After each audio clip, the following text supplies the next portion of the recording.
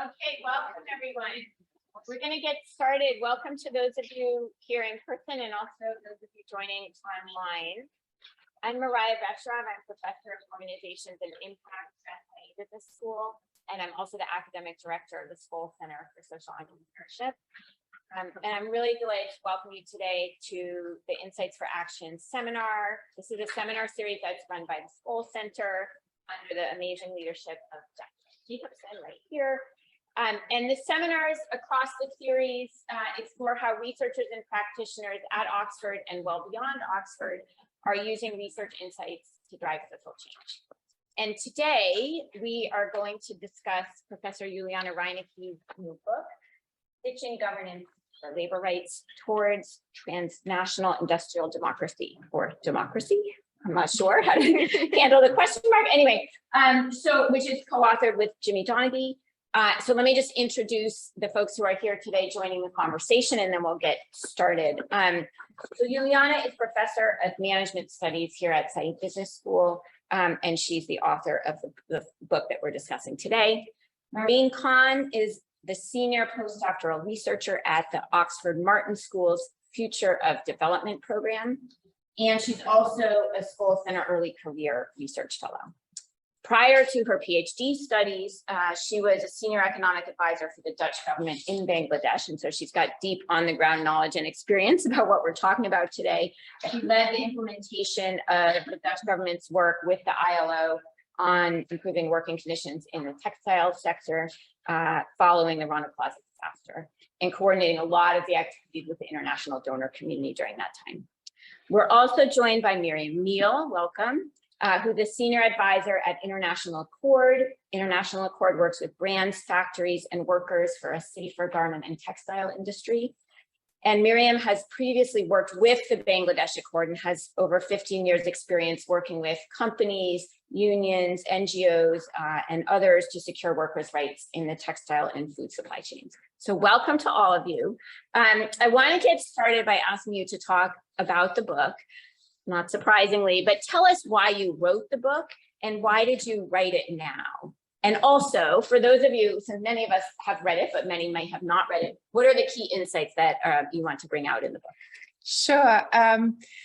The book is very much a response to the 2013 Rana Plaza factory collapse that occurred in the outskirts of Dhaka in Bangladesh in a factory collapse that housed a number of garment manufacturing factories, and that is almost to this day 10 years ago. So this book has been in the making for almost 10 years, so you can see the academic timelines are very long. And at the time when the disaster happened, I had been working on supply chains and human rights, and environmental issues in supply chains, and then the Rana Plaza disaster happened, and I felt this was just something of such a magnitude that, as a scholar interested in these kind of issues in supply chains, I needed to look into. At the same time, I actually, at the time when it happened, I had just finished a study on the Occupy movement in London, and I had looked at consumer movements and social movements. And my office neighbor at Warwick University at the time was Jimmy Donaghey, who is the co-author of the book, and he was the president of our trade union branch, and we had these forever discussions in the office. Like, he was like, oh yeah, trade unions are the way for social change. I was like, no, social movements. And is it kind of which is the more progressive force? And so what do two academics do when they can't decide on who is right? They start a research project. And the response to the Rana Plaza disaster seemed to be as tragic as it was, we wanted to shed light onto this, but it also brought together our two complementary perspectives, because the main governance response we looked in is the Bangladesh Accord that Miriam works for. Now it's the International Accord, so the successor organization, and that brought, for the first time, really brought global union federations and local Bangladeshi unions into, in a very substantive way, into a governance initiative, but also civil society campaigning organizations. And so that seems to be kind of the a very fertile ground to examine the interaction of the two.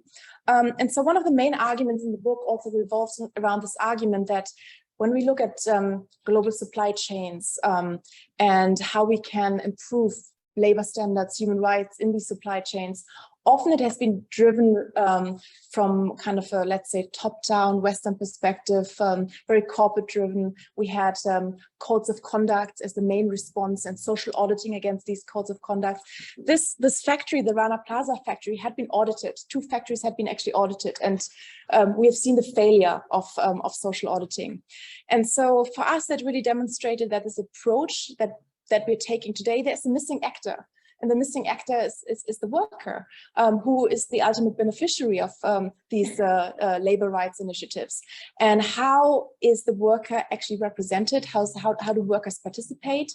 And it also connects to another issue, which we think is underrepresented, and that's the question of democracy in these private governance initiatives. Because, rulemaking at the national scale, we have this, in democratic societies, you have this assumption that those who are governed by the rules should be part of the rulemaking process, should be democratically represented.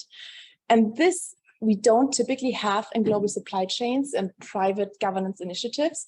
And so therefore the question of, okay, how would kind of a more democratic way of governing these supply chains look like? And one way we argue in the book is to do so, we need to bring in the worker who's the beneficiary into the governance arrangement. So that's one of the main arguments of the book. Okay, thank you. And I'm sure we'll sort of come back and unpack that a bit as we go on. Maureen and Miriam, I want to turn to both of you, and maybe I'll start with Maureen. And tell us about your experience working on the Accord and working in the sector, and how does sort of the core insight and idea that Juliane has just described resonate with that experience? Thank you so much, Maria. And firstly, I just want to congratulate Juliane and Jimmy for writing this book, because, coming from Bangladesh and having worked in the sector during this period, in the post Rana Plaza collapse period, I was there between 2013 and 15 working with the Dutch government, and they had a very strong interest in working in the sector to improve the working conditions, and that was really driven by their Minister of Trade and Development, who was very much engaged in this process. It was really wonderful for me to read this book and see such a great documentation of what had happened during this period. So I think you do a wonderful job of going into many aspects of both from the various stakeholder sides. I really appreciated and enjoyed reading a lot of that in the book itself.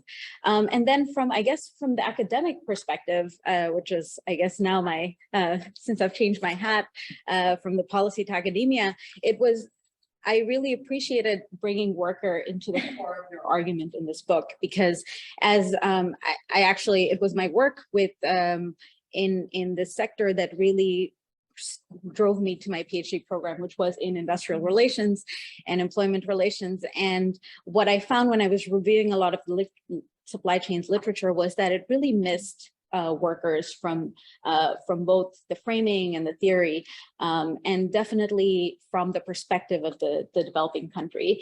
A lot of the industrial relation literature had historically focused on the role of trade unions and worker voice from the perspective of developed democratic institutions. And as we talk about industrial democracy, I think we really have to think about the institutions in which a lot of these supply chains are set, which is countries like Bangladesh, Myanmar, Cambodia, Vietnam, and they've all had various different histories with labor, with the democratic process in general. And even though Bangladesh is now in name a democracy, I think if you look into the history of human rights violations in general, it's been large numbers of reports there. So thinking about how what that means for worker rights, such an environment. I think it was really crucial that you bring the worker into this framing of your arguments. Again, that's very much appreciated. And actually, interestingly, Juliane and I first met when she started doing her research for this book. So it's really wonderful to be here as well.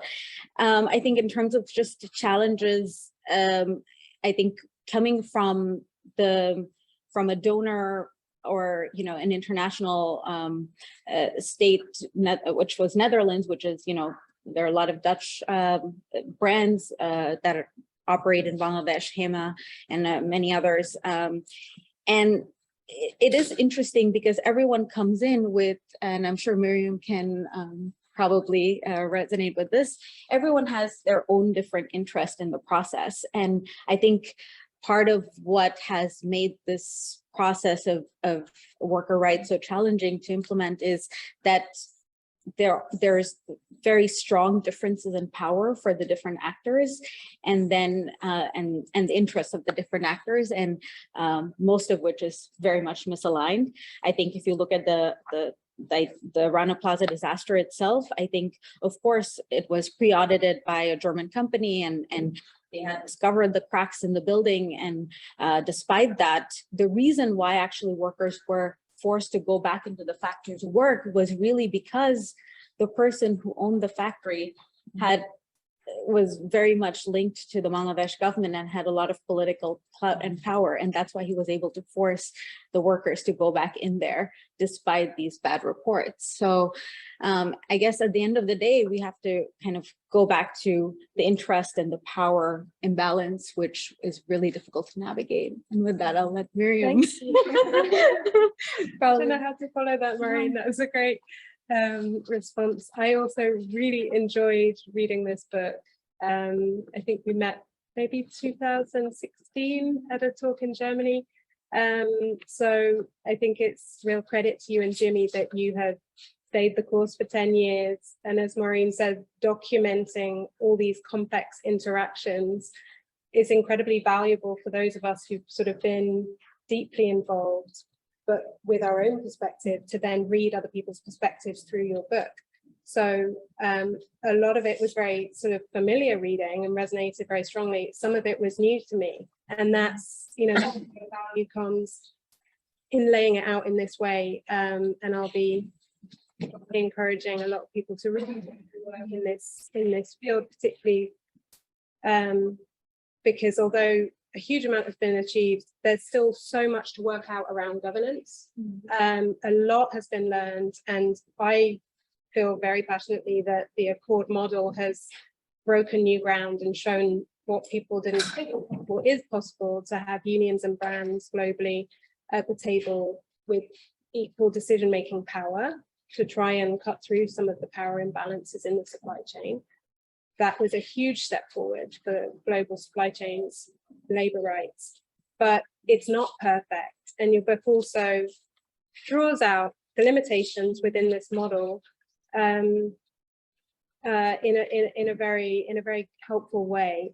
So there's still a lot to be figured out about how you include, for example, manufacturers associations. You know, that's for those of you that haven't read it, there's a very good account of where huge tensions arose between manufacturers associations in Bangladesh towards the Accord, that came to a crux with a legal case and an injunction against the Accord. And that was resolved over time, over many months, with an agreement reached to transition to a national governance model, which is tripartite, involving brands, unions, and this time the industry. But that also is a learning process. That's still relatively new. It's nearly 3 years in existence.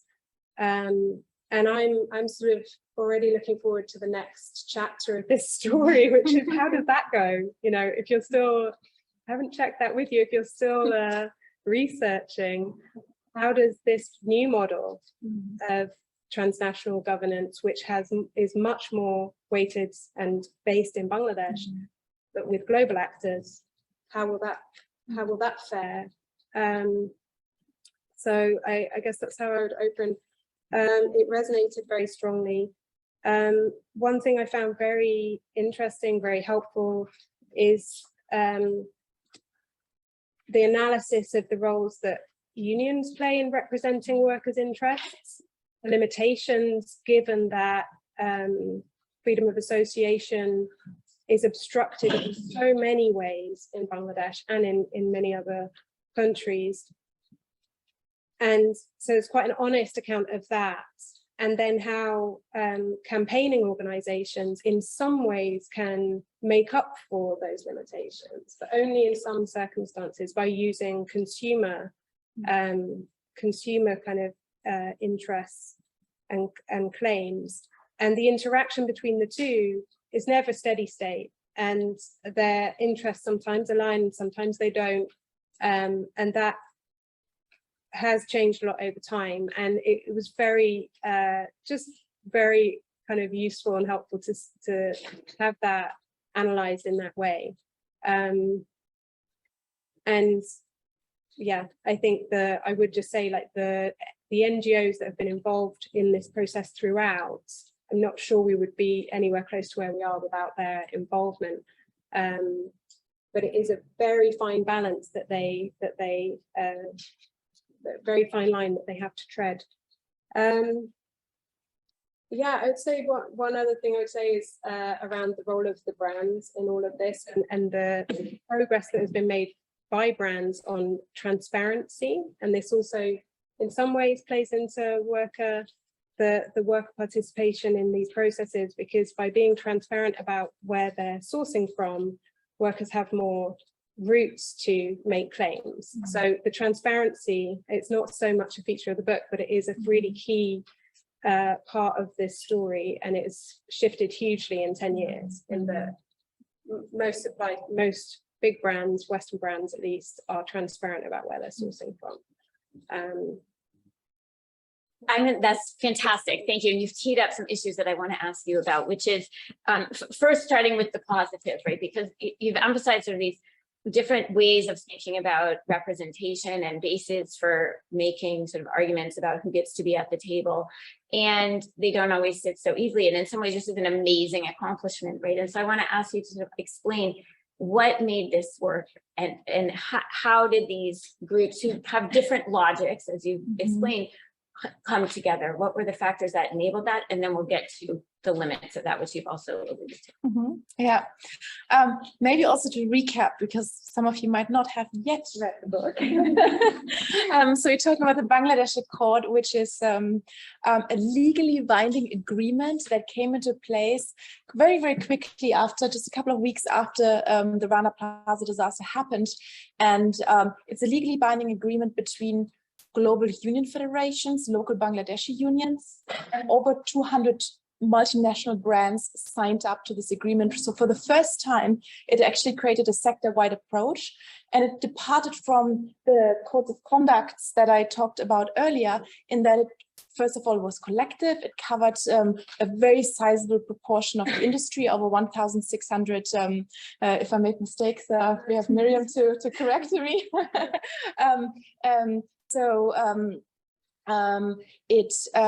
It was transparent in terms of releasing the auditing or the inspection reports to the public. Well, the legally binding nature I mentioned as well, so it created a real accountability mechanism towards the companies. And so this has really been a shift change in how we think about global labor governance, because it has created something that, unfortunately, in response to a terrible disaster, but something that we haven't seen before. And I think that really has changed the conversation about now what we expect about global governance initiatives, and also how it brings in different stakeholders. So now coming to the question of how it mobilized these different actors, I think in the aftermath of Rana Plaza, we have just seen this huge mobilization from campaigning organizations that have really kind of galvanized the public outrage and the consumer sentiment. But then we also had the trade unions, who are more insiders at the table, who had pre-existing relationships with some of the brands, such as H&M or Inditex. So H&M, the biggest buyer from Bangladesh, Inditex, the biggest textile company in the world. And so they were really, so that created a real complementarity in terms of, you know, social movements, organizations being the agitators out there, and then having the unions who could translate this kind of sentiment into kind of a lasting institutional initiative that resulted in this legal agreement. And so that was, and that's kind of a complementarity that we often don't see, that sort of alignment, but in the aftermath, it really came together and really made the accord possible. Then these two parties were represented in the governance, the campaigning organizations as witness signatories to reflect the role that they're not mandated to represent workers. It's kind of self-declared mandate that they take upon themselves, but they're not elected, like unions are elected by the workers. So there's a slight but big in implications difference in governance and in logics. But by being able to bring them together, it has really kind of galvanized what we call in the book the labor caucus.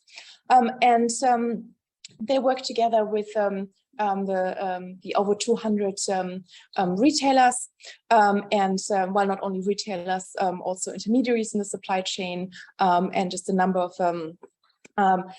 actors. And the accord has been renewed. It was initially a 5-year agreement. It's been renewed and is now merged into, kind of morphed, I would say, in Bangladesh into the what is it called? The RMG Sustainability Council. Sustainability Council, yes. In Bangladesh, where now local industry actors are part of it, and on the international level, into the International Accord, which has the ambition and the reality of expanding to other countries. It's in the process of expanding to Pakistan. So we kind of see this kind of scaling up. And so I think it shows how these different parties coming together can really create transformative change. Because whereas we have seen weekly accidents in the Bangladeshi garment sector, since the accord has come in, we have seen some accidents related to in non-accord factories, but also I think there was a boiler explosion, because that was not covered by the accord. It has since been introduced, but it has really made a fundamental change also in how, you know, we've seen how factory owners approach safety. But I think there were also some challenges of the actors who were not at the table, and Miriam alluded to that. Namely, the Bangladeshi government was not part of that. The local manufacturers, they were not part of it. And that was initially with good reason, because they were seen more as obstructors to the process.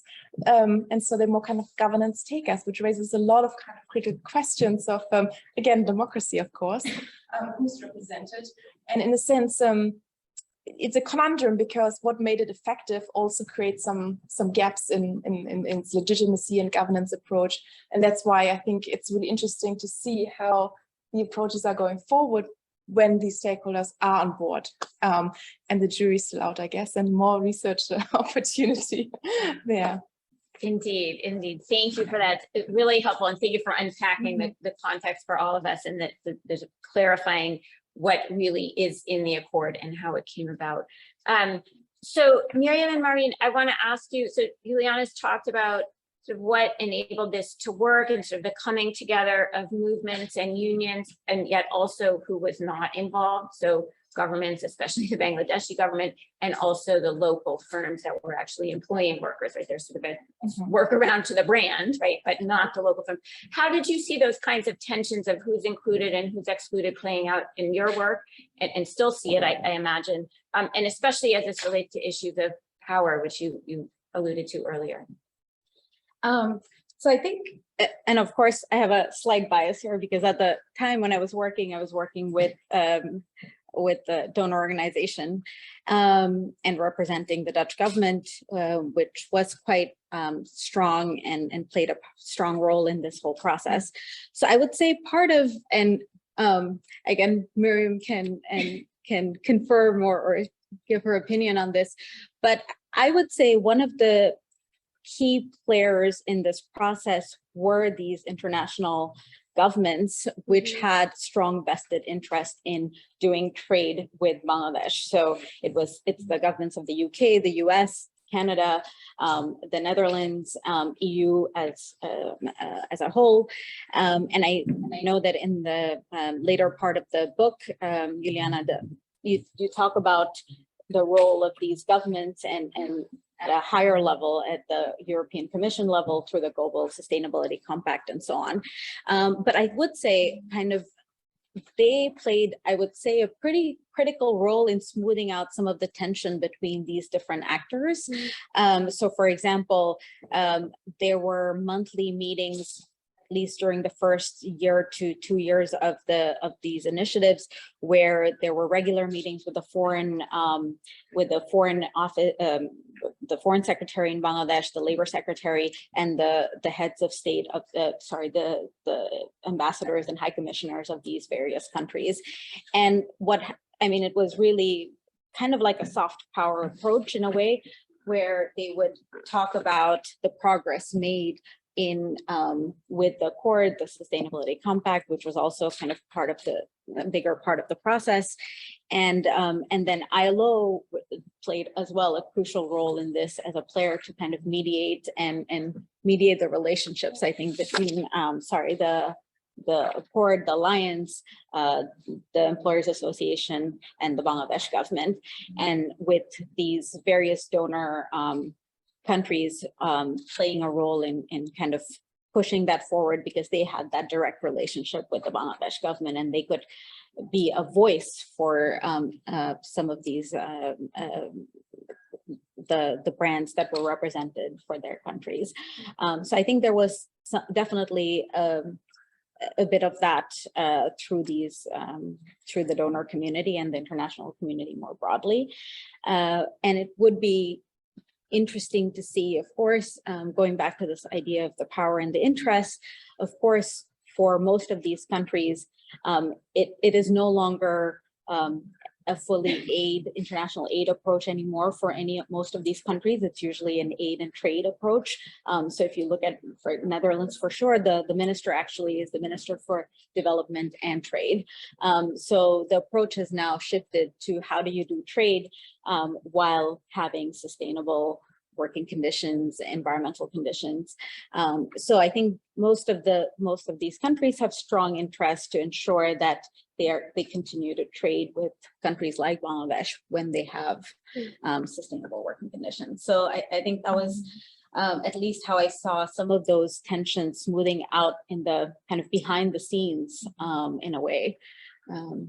Yeah, I think that's so interesting, because you'll have seen that more than I did. I was based in Amsterdam. I was head of signatory engagement at that time. So I was really there to support the company and the union signatories in their work together. So I don't have anything to add, but it's interesting to hear your account of that. And I knew that all those meetings were going on, but I didn't. Your impression that it was a kind of smoothing out of the relationship between the Accord, Alliance, and the government is very, very interesting. I would say when you mentioned about the obstructors, I wouldn't necessarily categorize the government as an obstructor, because I think they had a plan of action, a tripartite plan of action nationally to address safety in the sector. And I think the Accord was seen as one of the mechanisms for that would cover a significant portion of the export industry.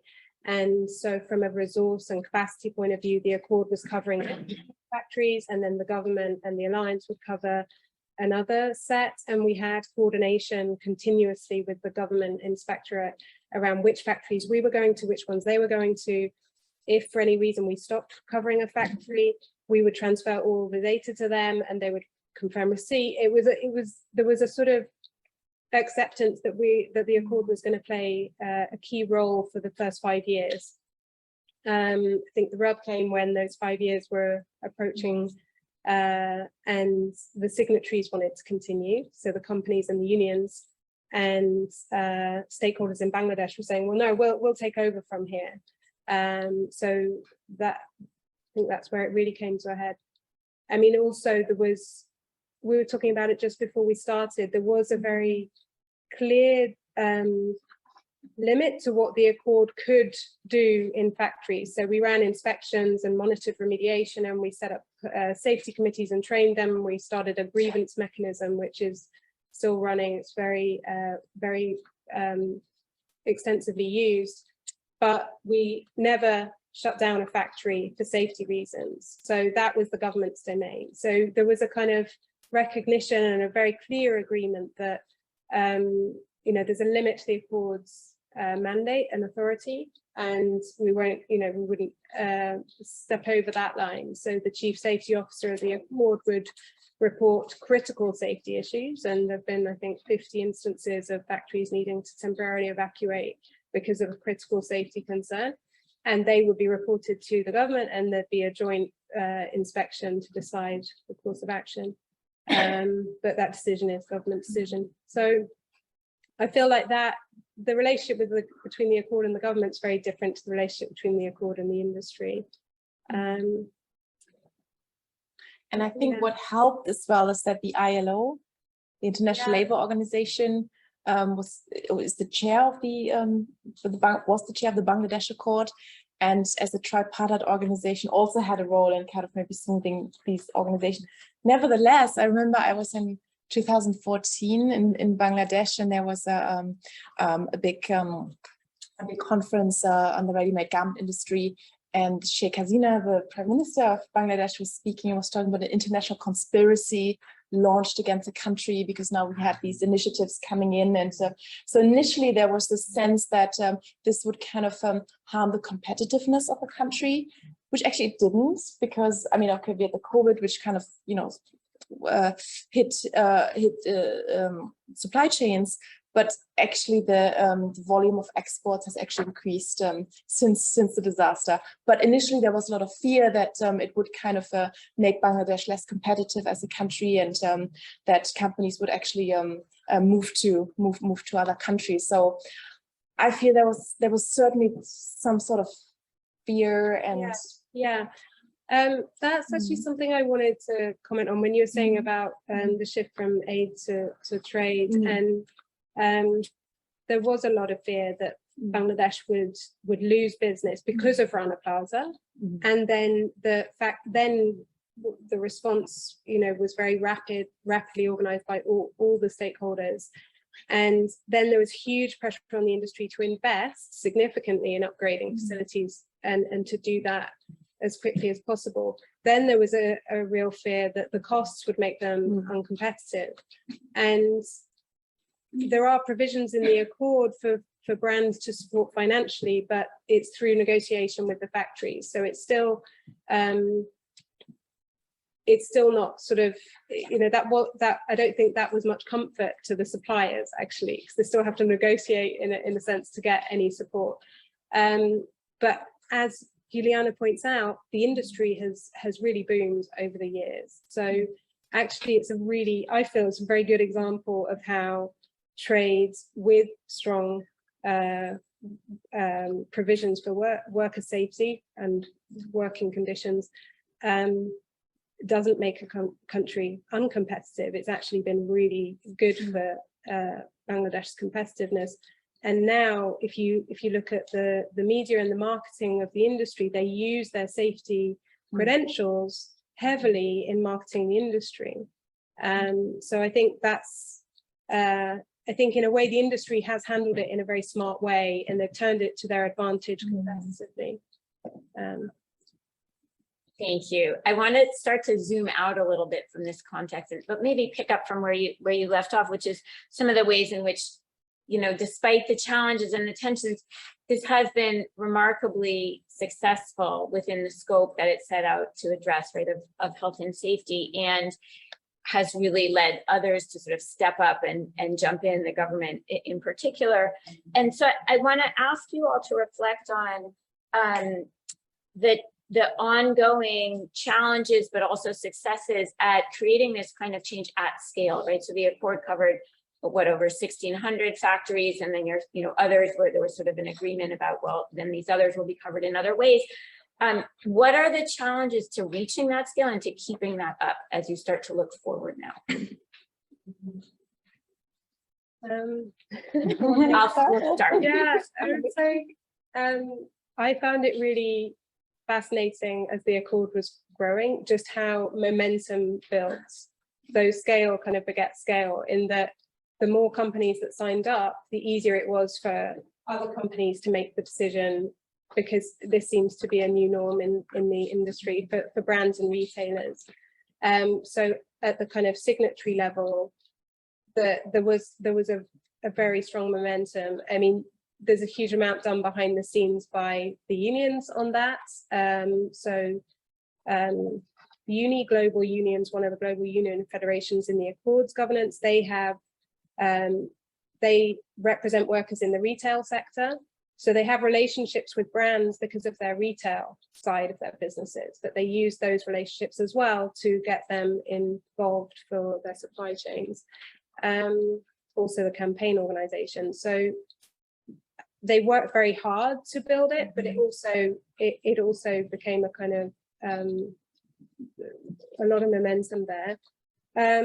From the point of view of scaling the organization of the Accord in Bangladesh, we started pretty quickly at scale, because in the first year we inspected 1,000 factories, so in a 6-month time frame. So it was done in a very sort of intensive way, with a huge amount of resource, a lot of the budget put up front, to move quickly because of the urgency. There was a feeling of urgency to do this kind of high level risk assessment and get into every factory for at least one day. I think that kind of set the organization up in a way to operate at scale. There was this sort of need to, and so the resource was just, we figured out the ways of working.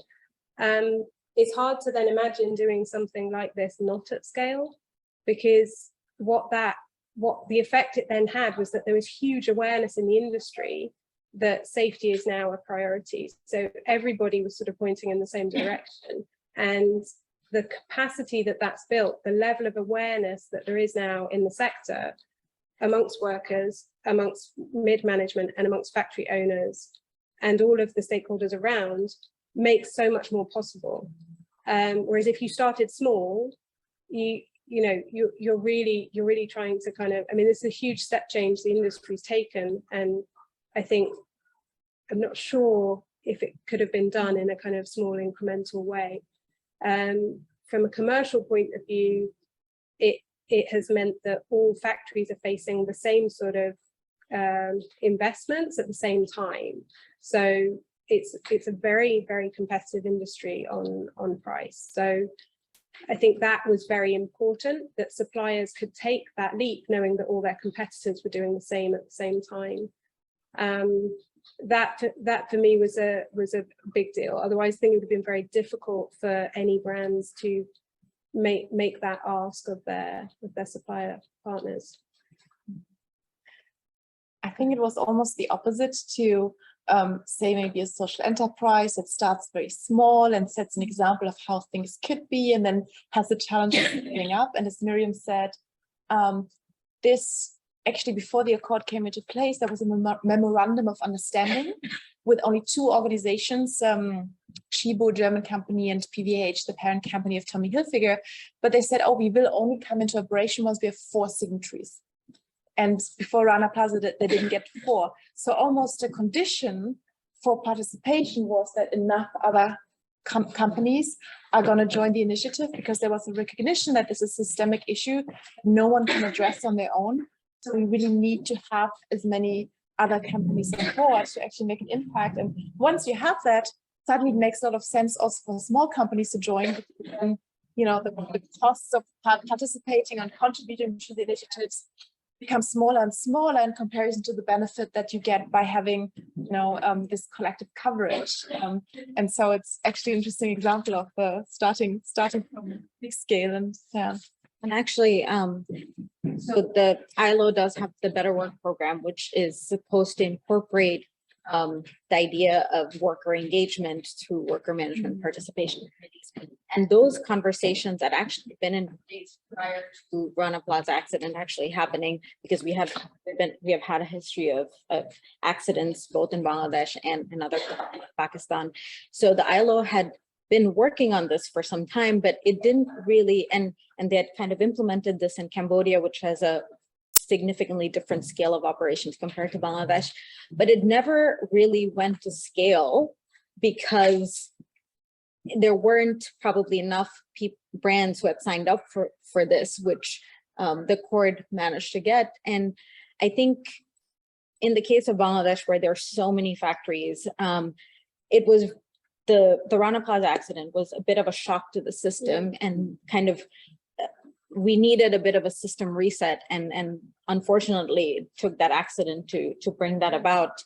And when we talk about scale, I guess there are two different aspects for me. One is, scaling to out of Bangladesh to other places where there are supply chains, because, as we know, it's not just Bangladesh that is part of these supply chains. China has had issues for a long time in electronics and other sectors. And so it goes beyond garments, it goes to many other sectors. And so can we think about worker safety and worker voice when we think about supply chains more broadly? And part of why the Accord managed to get where it did is, as also the book, as you talk about in the book, is it really had this focus on health and safety, and it helped really to have that clear focus.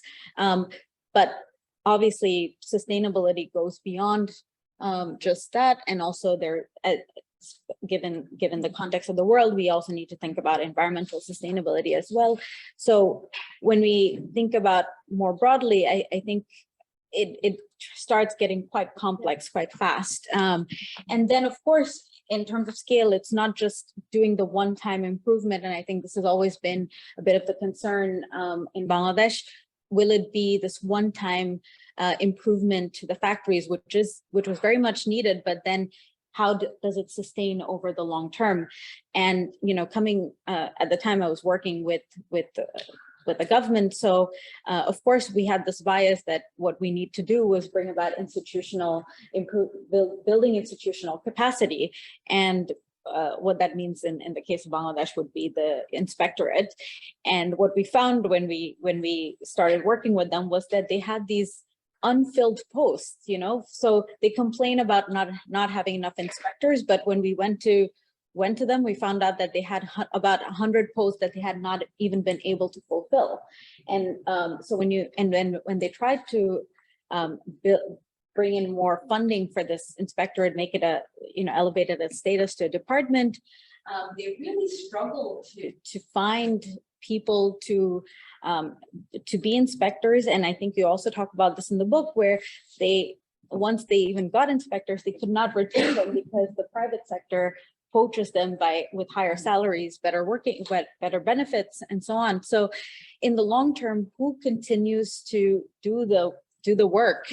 Because obviously the Accord and Alliance cannot be these permanent solutions to the problem.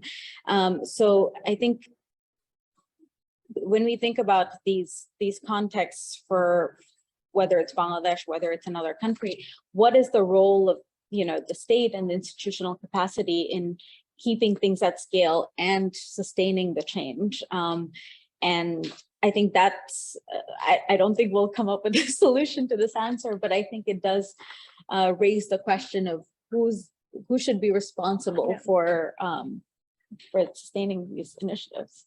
Absolutely, really important question. I'm mindful of the time. I want to ask Juliane one last question, then we'll go to your questions. So, and Mahreen, sort of teed this up for us in thinking about, what do we learn from this and what can we take to other contexts, including sort of how we might make it sustainable and who should really hold that over time. So just give us one or two reflections on what we might learn from the Accord process that might apply to other contexts in which we're grappling with these kinds of issues around global supply chains. Okay, I think coming back to the core message of the book, I think if you talk about global labor governance, we need to have labor, the worker, represented in the governance mechanism. It creates a counterbalance to the interest of companies and makes it more credible. In this case, it translated into a legally binding agreement that created real accountability. And also having labor representatives then also ensured in the governance process that labor interests were represented. So I think it can lead to a much more stringent process. And on the other hand, we talk about transparency. I think that's really important. Again, it adds to the accountability because we see too many of these transnational governance initiatives that don't really have teeth. So what gives it teeth is representation of here labor interest, but we could also think about if it's human rights issues, kind of representatives of the communities that that are affected. On the other hand, I think the issue of scale, and here that there's a real collective approach, I think is also makes a huge difference to what has made it effective. Okay, thank you. I want to open it up to questions. We'll start with those of you here in the room, and then we'll see if we have anyone monitoring the Zoom chat. Yeah. I want to ask about the role of the consumer as an actor in the process and how dynamics apply there. You know, is this moving in the right direction? Has the momentum tipped far enough with fashion and textiles? And, you know, these artifacts that we're using now to make decisions, these rankings, guides, and lists and so on, what role are these playing in helping the consumer to be part of the solution rather than just being part of the problem? Yeah. Was it difficult? I mean, I think ultimately, I think the consumer often in the minds of companies is kind of this. Very few consumers go to the store and ask about sustainability, right? But the consumer still has kind of this abstract force in the room when companies think about these things is extremely powerful. But that mostly goes back to the campaigning organization that mobilized this you know, unarticulated voice of the consumer and give consumer voices that then I think creates a collective consumer voice that makes it powerful. My second response is, and that goes to a lot of these kind of consumer facing initiatives, I feel to put responsibility to the consumer and ask consumers to make these moral choices each time we buy something, I think is deeply unfair, especially like, you know, cost of living crisis and so on. I think ultimately the unethical choice shouldn't be available. And this idea of, okay, now we give consumers more choices, but ultimately we confront them with, oh, you know, with these moral dilemmas. And I think it's unfair to put it to the foot of consumers. And then we have the business models of companies in fast fashion in particular, that are just not geared towards sustainable supply chains and sustainable fashion. So I think there's a huge conundrum there. So I think that there's a huge kind of force to be mobilized, but I don't want to think about it in terms of consumer choice. Okay, thank you. Can I react to that? I think it's very unfair to ask the consumer to be the one responsible. I think it's going back to the state again. I think it's the role of states to use regulation. It's not, I mean, if Amazon gives me a choice to have free Prime delivery in a day, I will take it as a consumer, but it's the state that should say that that's actually, it should not be a free cost. You're putting cost on the people who are giving you the free delivery in a day, who are the cost of the environment, and it should be the role of regulation to make sure the corporations incorporate that as part of their costing model, which is not done in the supply chains. So I think we need to internalize those costs to make sure we're paying for what we use. Thank you. Excellent discussion, so insightful. I'm wondering, considering that you also work on other topics like climate change, if there's something that you transpose from these lessons from this study. So, for example, if you change the title from labor rights to climate, what are the lessons that you can transpose? Mm-hmm. I mean, that makes it. The question is who's kind of the stakeholder who represents the climate. I think that adds a whole new dimension to it, and also the question of who is kind of the representative of future generations who are going to be affected by climate change. And so I think there are some elements in climate that are different, because with here the whole argument is, okay, we need to have the worker as part of the conversation. This kind of opens up, a whole philosophical dimension. How do we represent the nature? How do we represent future generations? If anyone wants to join in this endeavor to find out. Just when you say how do we represent nature, I mean, stitching governance for nature rights, like there is a right to nature movement. Yeah, that's Much more difficult to relate it to climate because it's a diffuse effect. But if you are thinking about deforestation in supply chains, and it's a similar kind of supply chain in that, well, it's commodity, but if you're looking at like palm oil or soy or something, you've got all these different actors in the supply chain, and then you could have groups that are affected by deforestation at the end of that supply chain that could be on a governance body to set up checks and I mean, I feel like it's a really replicable model, but then I'm biased. I like implementing it. It's just extremely effective to raise standards in an industry where there's otherwise a race to the bottom. So so maybe not climate, but certainly where there's direct impacts on nature and communities affected. So deforestation would be like one that springs to mind. I just would add, I think, it's a very powerful question. It's precisely where I think your insights are especially valuable, right? Because we're all kind of struggling to figure out how to make it work, but we know that we should be able to figure it out, right? Because the idea that we need voice, representation, perspective there, it's just so tricky to, what does that look like? But that's why it's so important to bring it there, I think. Abrar. Congratulations, Juliane, for the book. I look forward to reading it. I had one question that, you've spoken a lot about the right of the workers, of the state as well.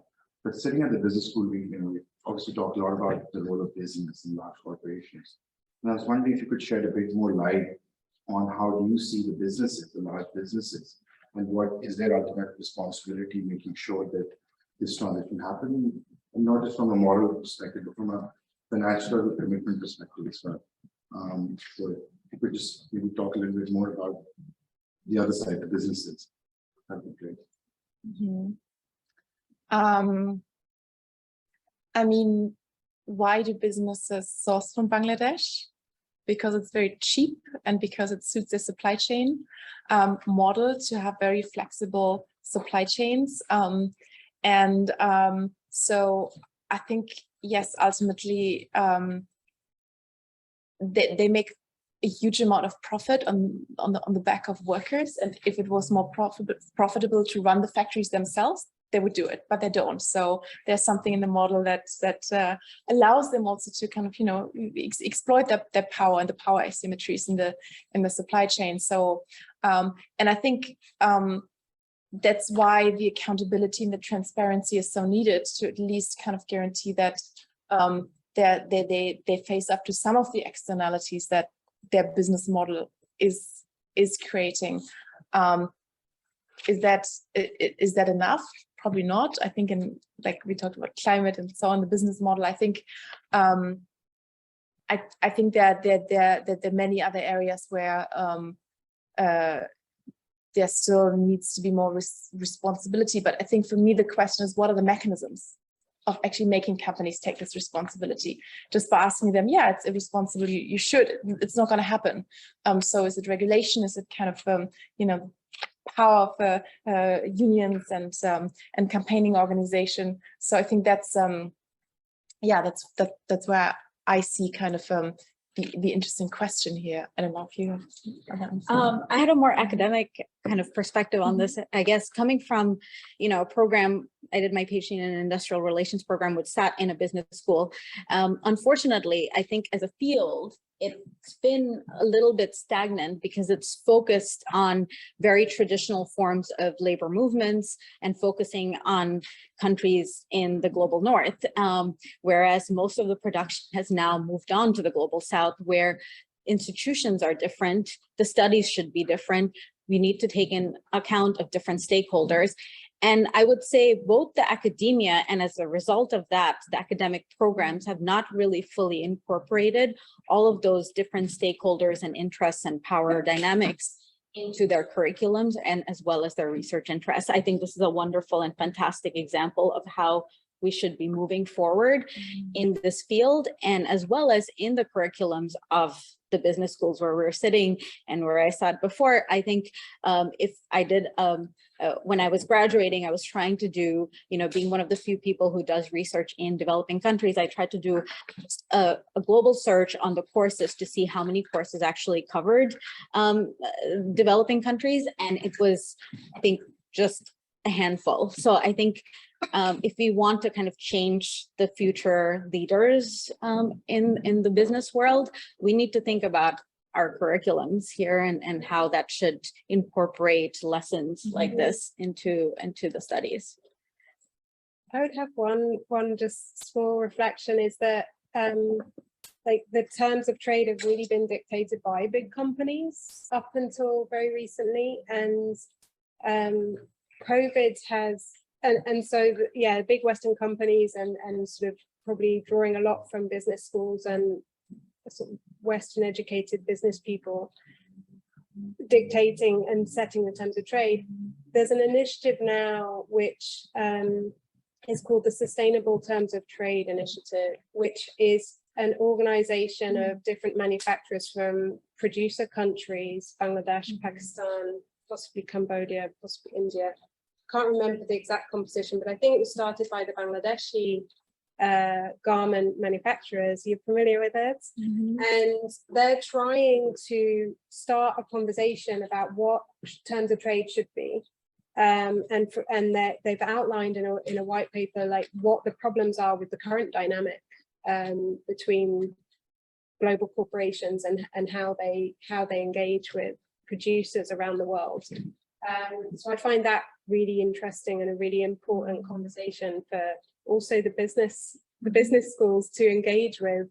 And they're asking questions like, what forms of regulation should there be on big global corporations, and how do they understand their own responsibility? And they're talking about having a code of conduct for global corporations in terms of how they treat and the purchasing practices towards the suppliers. So I think this conversation it needs to be had. I'm watching that with interest. Okay, I'm going to stop us there. I want to make sure we have time for a bit of a more informal conversation and drinks. So I would thank you all for a really wonderful, stimulating discussion. Thank you all for coming and engaging. And I invite you to join us now, those of you here in person, to join us for a reception. I also encourage you to read the book. If you haven't read the book, you can buy it online. There's a link in the Eventbrite. And also we do have a Skoll Center copy that you are welcome to borrow. Maybe it's this one right here, I don't know. Thank you again, and thank you, and we look forward to talking more at the reception.